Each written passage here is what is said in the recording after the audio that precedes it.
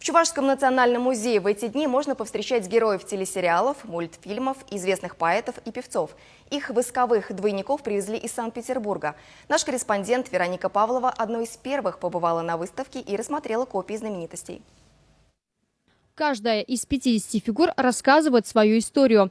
Вот Д'Артаньян и его друзья-мушкетеры отдыхают за кружкой прохладительного напитка. Александр Пушкин делится своим новым творением с женой. Рядом первый космонавт Юрий Гагарин и двухметровая фигура Петра I. Кстати, все экспонаты выполнены в натуральную величину. Над их созданием трудилась большая группа профессионалов – скульпторы, дизайнеры, гримеры. Каждый волосок вживляется в часть тела, где он растет. Если вы посмотрите, вы это увидите. Глаза настоящие протезы медицинские, зубы тоже. Каждая девушка мечтает познакомиться с миллионером. На выставке это возможно.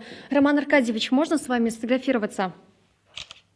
А Джек Воробей из «Пиратов Карибского моря», Хоббит из «Властелина колец» и забавные гномы во главе с Белоснежкой не оставят равнодушными юных горожан. Маленькие посетители на время смогут даже поселиться в избушке на курьих ножках, погрузиться в волшебный мир, который дарит Санкт-Петербургский музей восковых фигур, можно до 23 апреля.